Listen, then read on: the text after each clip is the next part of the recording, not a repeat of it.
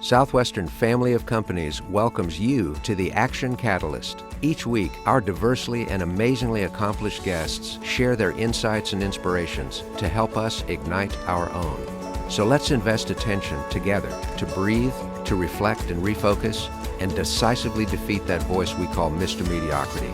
Then let's enjoy moving forward to make a positive difference in our world.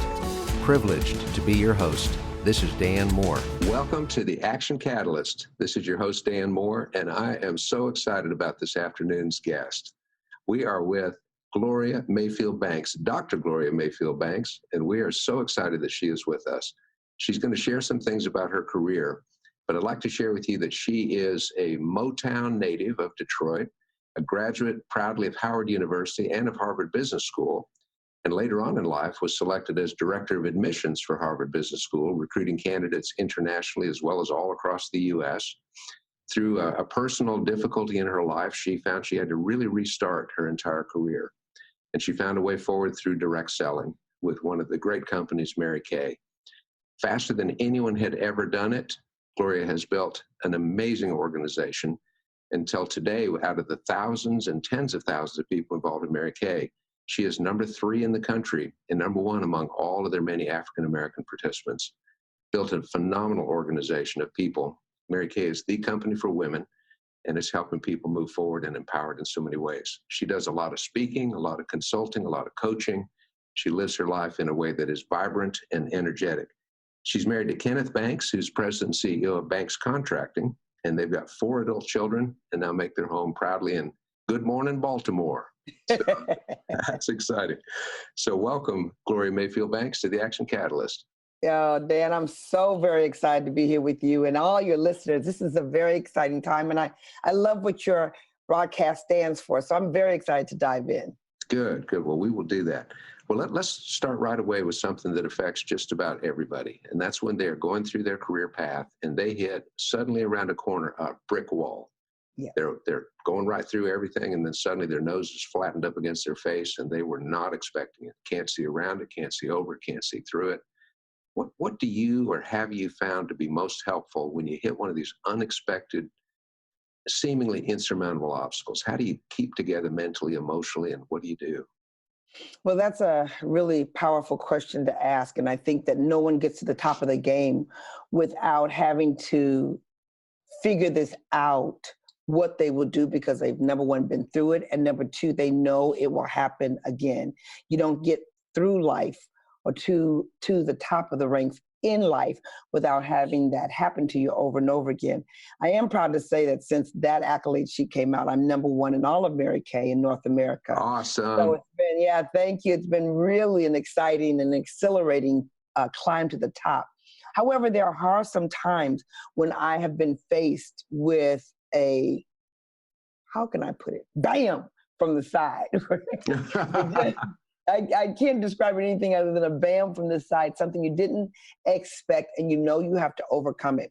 So I'm going to tell what I have done for myself. Number 1, I am a specific collector of role models that I allow to pour into me when I'm challenged. I know, number 1, to reach up. I know, number 2, when to hang up. And I know, number 3, who I'm going to allow into my circle, who's going to pour into me, who's going to tell me what I need to know, who's going to tell me the truth, and who's not going to let me stay in a place that's dangerous. I also know another rule, which is the longer you stay in darkness, the harder it is to get out of darkness. So I am a pro at emotional management. Number 1, because I decided to become a pro at emotional management. And number 2, I understand the definition, really understand it. And I teach that the way you feel a lot of times is a choice. And when you collect people who thrive on your sadness, you will have more people that will help you sustain your sadness, or to sustain your complaining, or sustain your grumbling, as opposed to people who are like, Yeah, yeah, yeah, yeah. We know that's true. We know that's true. Yeah, yeah, yeah, yeah, yeah. We know that's a fact. We know that's a fact. Yeah, yeah, yeah. But they end every sentence with, what are you going to do about it? What are you going to do about it? I know that in everything, like whether it's in my business or my life, it is, are you going to quit or are you going to stay? Those are your two questions I ask myself first, like about almost everything. Are you going to quit or are you going to stay? Even when I'm trying to cook something, I am not the best cook in the world. Although I can go on YouTube, and if it doesn't come out well, I can say to myself, am I going to throw it out or am I going to eat it? And sometimes I need to throw it out. Right. So for me, I can go through some of those times, but I find the right person. I manage my emotional management. I understand the most expensive party you can have is a pity party. So I have to shift quickly. That is a powerful quote. Most expensive party is a pity party. So you find quickly by getting with other people that basically will give you the kick when you need the kick and remind you that you're good and pull through that. Right. So don't try to deal with the brick wall alone, in other words. Exactly. Very important that you don't deal with. And it's very important that in your not dealing with it alone, the people that you feed into you, feed into who you are. They don't give you a lot of rhetoric that they give to everybody else. They understand you and they talk to you. And that's the same thing when I'm talking to someone else who needs to be shifted. I need to understand their gifts and talents so that it doesn't sound like it's just a regular statement that you would say to anybody. It has to touch their soul. Right. It'd be like if you walked into a doctor and the doctor says, you need surgery and these 3 aspirin. And you say, well, doctor, can I tell you what I'm dealing with first? Yeah, exactly. So pour into them as individuals. Right. You made a statement a minute ago, people to know who you should reach up to, people you should hang up on, and people you should pull in on. Right. Should we be a little bit more intentional about hanging up on certain people that are just not bringing out the best in us or themselves? I think most people do not choose to be emotionally in control because they allow other people to feed into their thoughts before they've made up their mind who they are. So, it goes back to, where do you want to live? Well, I decided to get an apartment over there. And they say, well, why'd you move over there? Blah, blah, blah. And they start doubt. I think we have to be fast to hang up on people because you have one life to live and their choice is not necessarily your choice. There's absolutely no way that I could have made many of the significant choices that I've made in my life had I listened to some people that on a piece of paper, people would deem them as important. But who's important to me, not people who agree with me, but people who can help me with my thought process. Not tell me what to think, but can help me with the thought process. Right. Because if we can figure out how to think, we can figure out what to think. Right. But we have to know how that process works. Right. Well, I think that's absolutely fantastic. You've grown consistently too, as a person with your different experiences, with your different adventures, and as successful as you are. I mean, number one in one of the best companies in the world. Yeah. How do you avoid complacency and just saying, I can coast now? I think I have actually arrived. Yes. That's a great question because I learned some time ago what makes me tick. And I don't apologize for it. And I don't justify it to other people. And I don't I don't let their description of who I am cloud my motivation. I am competitive. I like the race. It juices me. It gives me energy. It gives me clarity. It gives me a direction. It helps me become strategic. It gives me a target. These are all the things that are really important to me. So I'm competitive and I know the way I like to compete. I also realize that everyone is not that way. And I also know that I don't need a team of people who are like me. I need a team of people who are best at being best at who they are. So what has prevented me so much from getting bored, because I had other jobs before I built my own business. I've been in at building my Mary Kay business for over 30 years.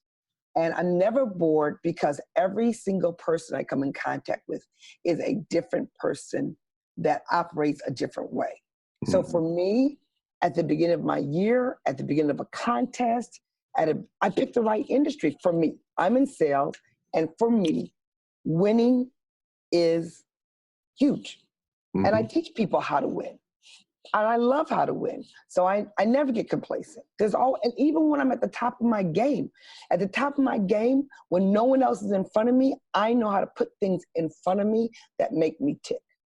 That's good. And energy creates energy. Exactly. As you move into exactly. that, makes a big difference. That's so big, Dan. When I'm talking to people and they're asking me to help them move in a bigger direction, after I talk to them for a while, I look them dead in the eye and I say, one of the first things we need to change is your energy. You can define it as energy. You can define it as passion or lack thereof, but you cannot quantum leap without an understanding of what makes you want to get up in the morning and makes you hate to go to bed at night. It's an ideal state for being a highly productive and ultimately happy person. Yes. So I think it's good. Well, if I can expand a little bit, a moment ago you said that you delight in being surrounded by people that are not the same as you. Right. I know part of the role of any direct selling leader is to develop other strong leaders. Yes. How do you avoid those inevitable clashes? In other words, if you're a driver personality and you're dealing with somebody like me who is more of an amiable with the ability to be expressive if he needs to, how do you prevent overpowering a person like that? Or vice versa, the leader that is more a team builder but dealing with a really powerful person that just is a driver type? Any thoughts? My first piece of advice when I meet a person is, what makes you happy? What makes you feel good in your career? What makes you happy? What makes you feel good? So, you know how some people will say, I don't like the recognition. I don't like to be out front. I don't turn to them and say, no, you have to like to be out front. No, you have to like the recognition. That's not what they like. I believe so strongly in this. Take a person as far as they can see, and they will see further. I did not see the bigness of Mary Kay when I signed my agreement. I didn't even want the bigness of Mary Kay. I came into this business to make some extra money, period, in the conversation. I had a whole nother thought of where my career was going to take me. And thus I went to Harvard Business School. Thus I would network with people who were in the C-suite. That I wasn't even thinking about entrepreneurship. So I know that you can fall in love with more when you're exposed to more. And I also know it's okay not to embrace everything. So for me, if I met a person that was different than me, which I do all the time, I always ask them to look back at a time in their life when they were shining. And what did they love most about that time? Was it because of your children? Was it because of security? Was it because of control? Was it because of travel? Was it because of how you can make decisions? What fueled you when you were happiness and when you were on fire? Everybody is on fire at some time in their life. You need to find that time, recreate it in your mind, because if you can recreate that time in your mind once, you can recreate that imagination again that will serve you in this current moment. It's really finding something that my CEO calls a confidence anchor. Your past experience, that where you won and you think about winning and how that felt, can become a confidence anchor. Right. Instead of being surrounded by the rapids and the storms that say you can't do anything. Exactly. You know, I think I love that confidence anchor. Because I think after integrity, the thing you need the most is confidence. And it's dynamic. And you asked, one of the things that we talk about when you're overcoming a tough situation. It is your confidence that you need. And it is the confidence that gets shaken. Mm-hmm. So I always tell people, you have to know this. You have to know that confidence is something you build over and over and over again. You never become confident and sustain it. Because once you become confident, that confidence takes you to another level. And when you get to the new level, you've got to rebuild your confidence again. Mm-hmm. It's like the concept of flow. The only way to stay in a state of flow is if the challenges grow and our skills grow along with them. Correct. That's really, really where you are. Correct. Whew, this is so good. You sure you've only written one book? Have you written like 25 or 30 so far? Don't get me started. Don't get me started. That hotel room gets real lonely when you're writing a book. Oh, I get it. I get it. Would you mind sharing us a little bit about your book, Quantum Leaps? 10 Steps to Help You Soar. I think it's printed by Simple Truths, and just share that with us. Yes. Oh my gosh. That story is such a great story. Our friend Mac Anderson heard me speak, and he came to me. He said, you need to write a book. And I'm like, Mac, I am not writing a book. And he said, you need to write a book. And I'm like, I'm not writing a book. I'm dyslexic. I'm not writing a book. Everything I've ever trained is recorded. He is so good. That's why I love who we are. I love people who follow up, because a no in one moment does not mean a no forever.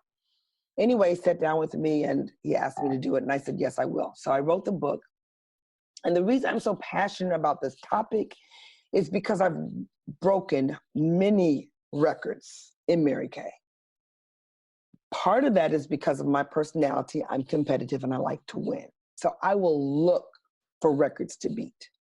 And the beauty of that is I learned how to break them, and I learned how to teach other people to do the same. Now, whether you're after a record or you just know that you need to pivot at a higher rate than you've been doing it before, I call it a quantum leap. No one stays in a perpetual quantum environment, but a big leap takes you to another place where you can gain the skill and then bounce off again. So I chose 10 specific things that I would do over and over again, that I can teach over and over again, and that many people can apply over and over again. It's an easy read because I am dyslexic. It is the simple truth, and that's what I put together in that book. I'm very proud of that book. Right. Can you share one or two of the key principles there? I can. Yes. The first one is decision. I think that when I tell people, I learned a lot from Harvard Business School when I was there. I learned a lot. But the number one thing I learned was the art of making a decision.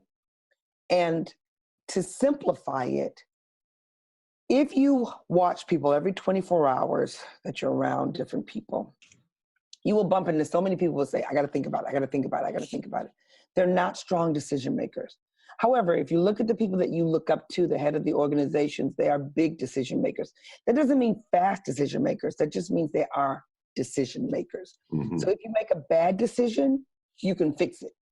If you make a good decision, you're on your way. But no decision is a problem. So the first thing I want to tell people is that learn the art of making a good decision is very important. And then I would say one of the things that I absolutely love is one of the chapters talks about hustle. And I think that because we have so much going on in life, people get caught up in busy, but they don't get caught up in the hustle of doing the things that will create a bigger platform for themselves. Mm-hmm. I honestly believe that we are motivated to change our own circumstance, our family circumstance, and our community's circumstance. Depending on where you are in life, will determine which one of those is most important for you at a time. When I left a very challenging domestic violence situation, I first knew I had to take care of myself. Even though I had 2 small children, you know, you can get confused with where do you put your time and what's most important. But if you, as a mother, do not take care of yourself, you are not going to be at a place where you can create for your children. Once I was great, my children were great, then I could talk to the wider community and help them. But that time, that hard work, that hustle, that discipline had to show up in the right place, or you would appear to be like a hamster, working hard, going nowhere. Constant motion, but not necessarily moving forward. Right. Yeah. Exactly. Sometimes. And frustration. Oh. Big frustration. I tell people that frustration is misplaced expectation. So if you continue to do something and you expect year 2, year 3, you're doing the same activity, year 4, you're doing the same activity. You're very frustrated, but you keep doing the same activity. That's phenomenal. But back up just a minute. Dyslexic. Yes. Nobody would necessarily believe that an author, a business leader, record breaker, achiever. When did you first learn you were dyslexic, and how did that make you feel? Well, this is such an interesting story because I found out when I was in the 7th grade that I was dyslexic. My mother and father were both educators. Back in the day, then they did not have the same type of test they have today. So my mother was a mother, like many mothers, who would stay up really late. Everyone else was sleeping, and she's like, "Come on, Gloria, you can get this. Come on. I can teach you how to read. I can teach you how to do arithmetic." The numbers were all messed up in my head. A teacher, my home ec teacher, actually discovered it by the way that I did a book report. And she said, something does not connect, because most dyslexic people are very, very smart. But the way they read, and for me, the way I would read and the way that I would write did not show the intelligence that would come out of my mouth or my logical thinking. So it was very challenging because I had to have extra work. I had to have extra hours. When I went to Harvard Business School, I had the most humbling experience because I did not tell them in the application I was dyslexic, and I almost flunked out of my finance class, except I had a phenomenal teacher who, again, knew I was smart. He just could not get the connection. You know, if you put 1, 2, 3 on the board, I see it as 3, 1, 2. And he could not understand that connection. However, Dan, you know how we say all the things that have happened in our life that at that time seemed to be the most challenging, many times turns out to be the best gift. I, number one, am very transparent.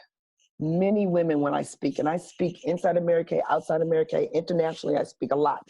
And when I speak, many women come up to me with tears in their eyes, filled to the brim, because they will say, "No one knows I'm dyslexic. I'm afraid to send an email at work. No one knows." I say, "Girl, every email I send, I say, this is a typo.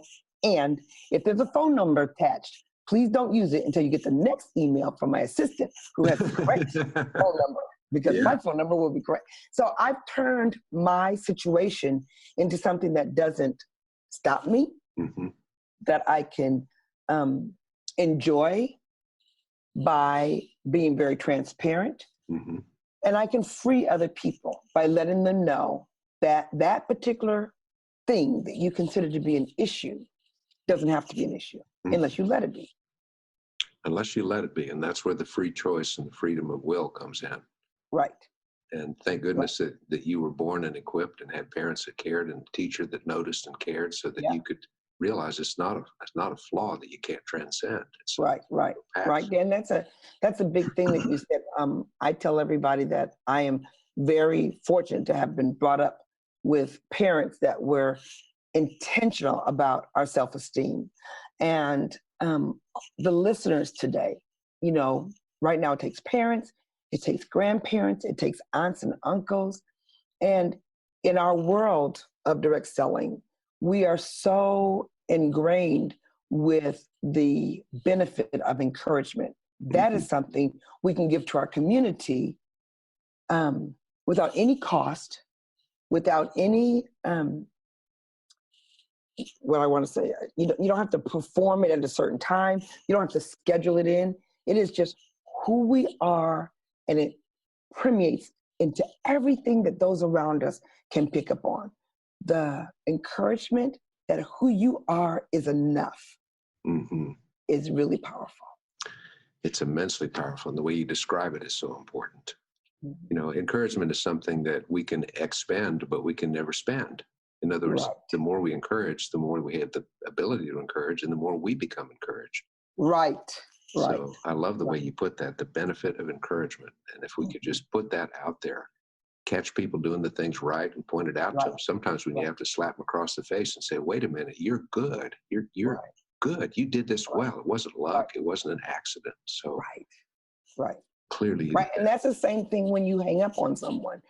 And by that, I mean, you stop talking to them when they're pouring things into you that are not of encouragement. Right.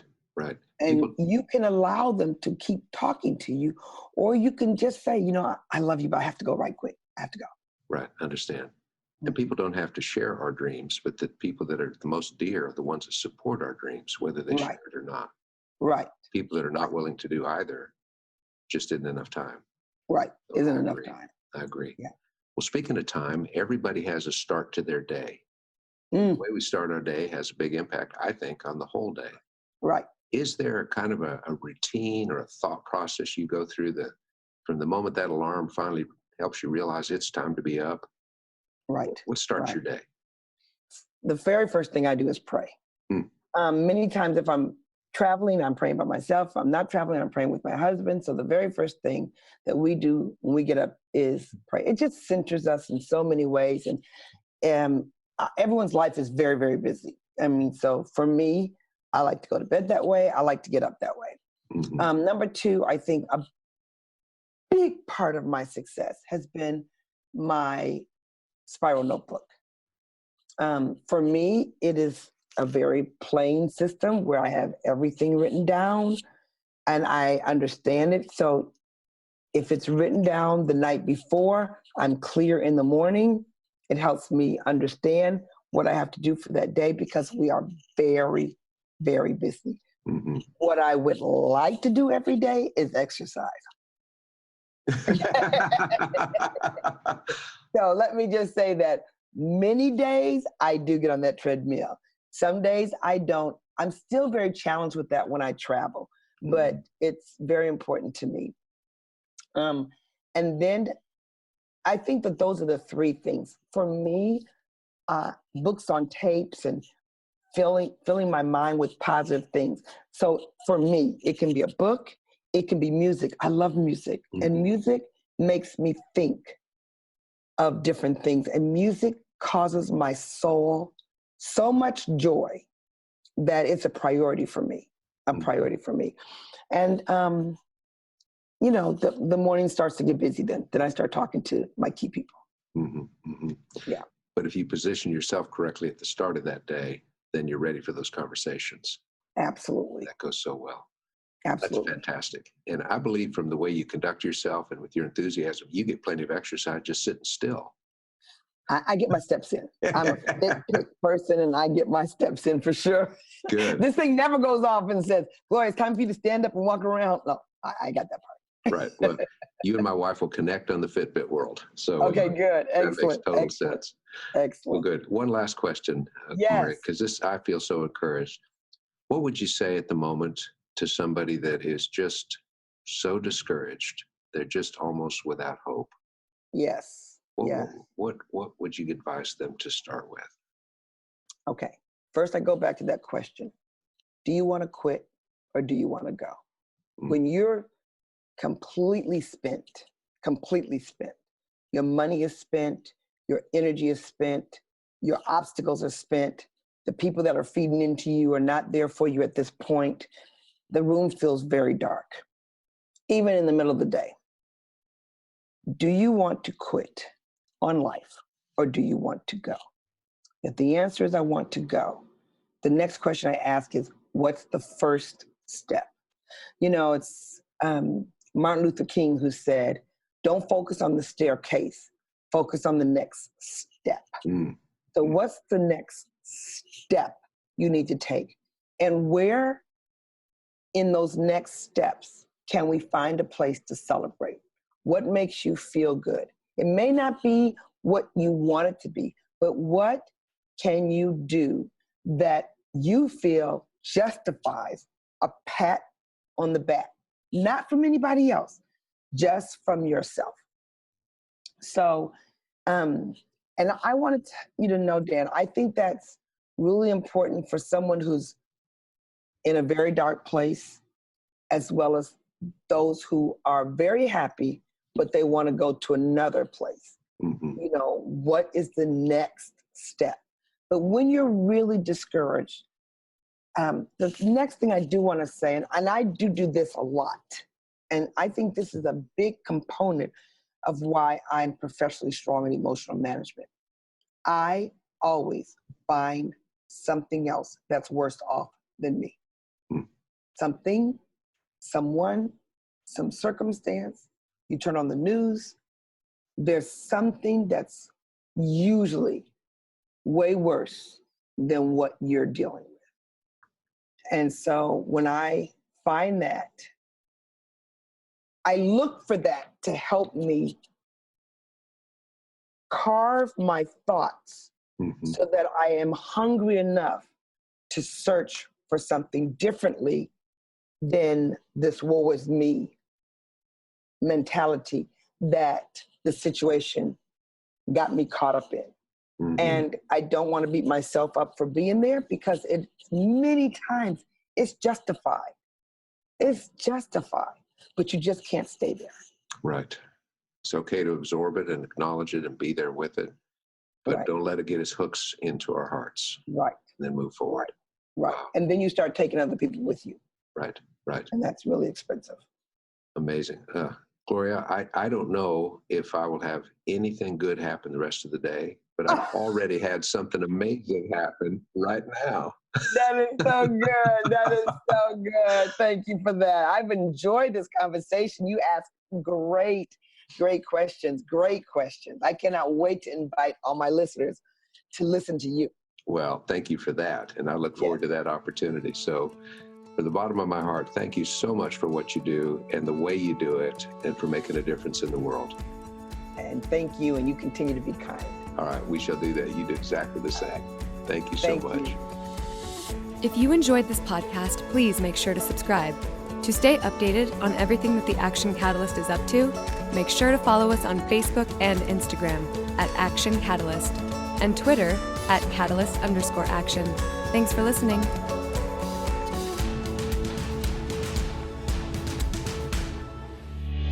This episode is sponsored by Southwestern Coaching. Southwestern Coaching has helped over 12,000 people increase their incomes by over 25% on average.